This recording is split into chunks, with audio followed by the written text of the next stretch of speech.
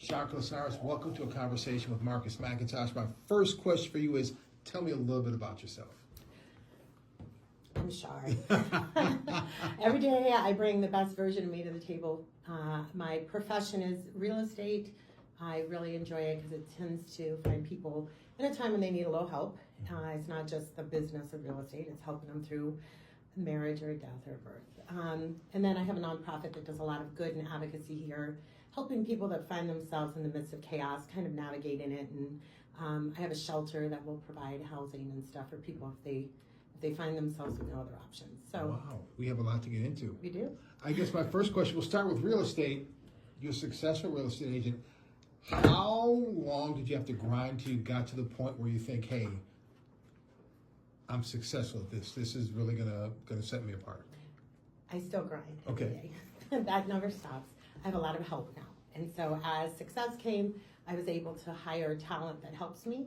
And so now as the business and brand has grown, we actually are able to offer a better quality product than I did when I was on my own. And so the grinding never stops, and always evaluating and changing. It's the one constant in our business. And I think you really have to find, I'm always open to learning, always open to coaching, and I also mentor and help other agents. My model is one that is built on good leaders create other good leaders. There will be a day in the future where I'm not doing this. And so the goal is that I've created other good leaders that can take that torch and do their light in the world too.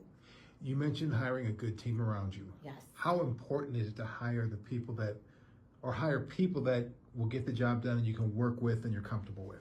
It's very important. It's hard because that's part of there's a big mind shift. I want to say I had 2 rounds of success because I had a chaos moment about 10 years ago that created a lot of an eruption in my life. And so I was a boss before that, and then when I got back in and cleared the chaos and got my success back, I'm a lot better boss today because it's all about growing each other and making sure my commodity now is making sure they're happy and I'm growing them and that I'm creating good soil. The hard part is when you are an entrepreneur and you're starting and doing all of it, when you hire, I expected that when somebody said they worked hard, it was my same definition of working hard. And what I realized is maybe there is a depth that doesn't connect with a lot of people, but they're working their hard, right? They're working the best they can at their definition of hard. And so placing people and hiring appropriately. I hired the wrong people at the beginning. And I think there's a famous quote out there about if you judge a fish by its ability to climb a tree, we'll think it's always a failure. And so we have to hire appropriately in the right spot. And there were a time or two where I hired somebody before I hired somebody and I put them in the wrong role. And so complete accountability falling back on me every time is a major part of that. I want to ask you about pricing homes because I watched, I hate to admit, I watched all the flip my houses. I watched $1 Million Listing New York, $1 Million Listing LA, and all these people who flip houses that I've seen where houses are priced and they sell right away, and houses that are not priced correctly and they stay on the market forever. What is the key to pricing a home? That's a great question. A lot of it is the agent that you're using. 70% of my business is listings, and so it's a different art being able to help people on the buy side compared to helping people on the listing side. And how does the general public know that? I think you ask around. You find somebody who's got a lot of signs in the yard, or signs that don't stay in the yards very long is probably the better thing you need to ask for. The way my business does it, it's a little bit different, but I can read market and know where the market's at. We'll price something at market and then we hold offers back for a couple days, just because if it was going to be below market, you'll have multiple offers and it recovers quickly. But all of it is creating an educated client on their decisions of this is choice A, B, and C, and letting them pick which one they want. There are some people who just want to test the waters, and you can do that. Sometimes I've got somebody right now that's on the market. We're not really getting much activity, and they just wanted to see what the market was going to do. So the one thing we know about real estate, Iowa actually has one of the most stable markets in the nation. And so, compared to all the other areas, and that's some of the downfall is that people watch articles about maybe some Texas, Arizona, Florida that have a lot more variables in it and think we're going to have it here. And Iowa has one of the most stable markets in the nation, so it's always a good investment. If you could put it into 1 or 2 sentences, what is your pricing strategy?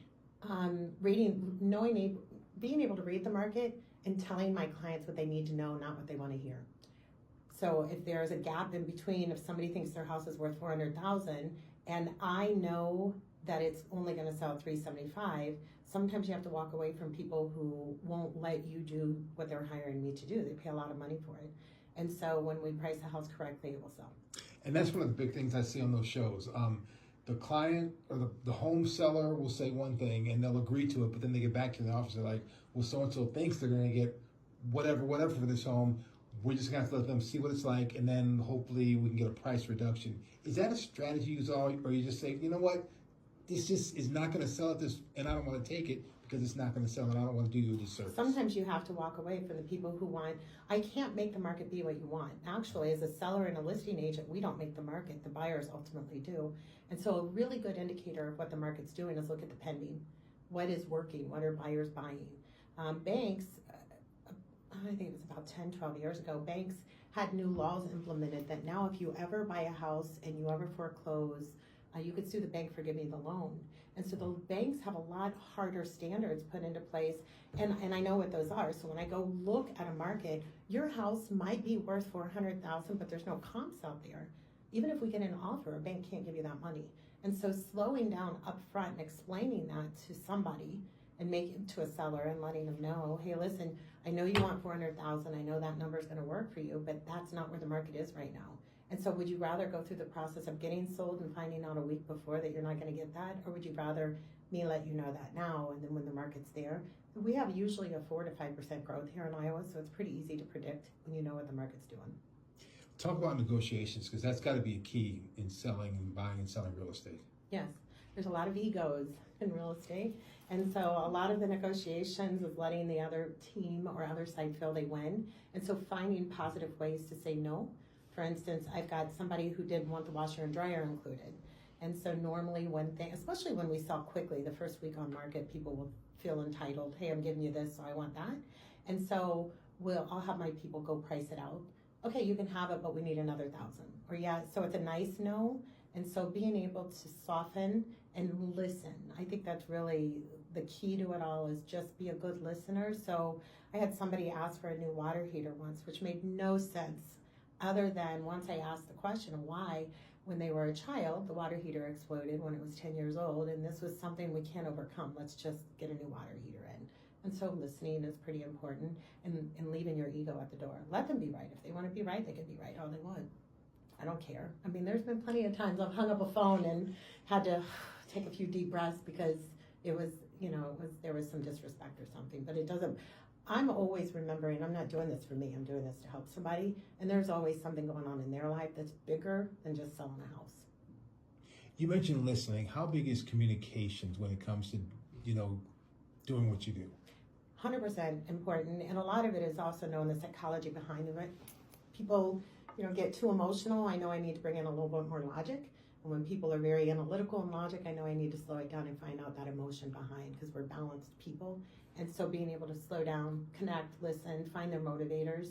I don't do it right every time, but after I've been doing it over 15 years, I definitely know the things to listen to. And also, a lot of it is slowing it down, creating the space for somebody to be heard and understood on either side, buyer or list side.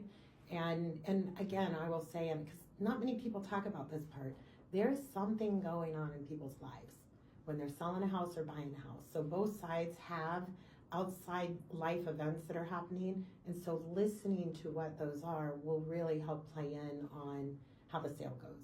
It's more than a sale.